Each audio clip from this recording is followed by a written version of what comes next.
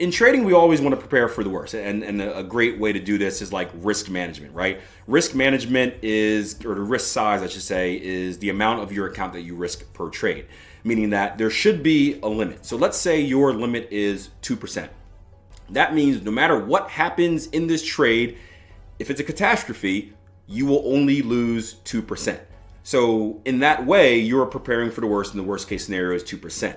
The problem that people get into when we talk about catastrophizing is when it limits their action. So I was working with a trader the other day. He was going through the process. He had a trading plan. He had a strategy. We were talking back and forth every day, sharing our analysis. His analysis was very similar to mine, so we'd kind of check in on each other. So he'd send me emails and stuff like, hey, Akil, I'm on this chart. I see that. I'm looking for that. I just need that to enter. Let's go. And I'm like, yeah, I'm looking at the same thing, man. Let's go. Let's make this money, baby. Oh, sorry.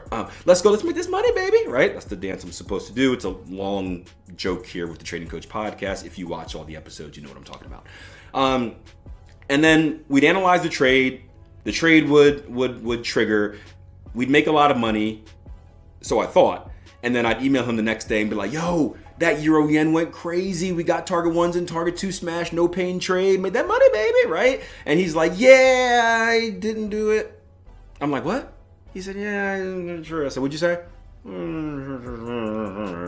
didn't take the trade, right? And I'm like, what do you mean you didn't take the trade? And he didn't take the trade because he freaked himself out.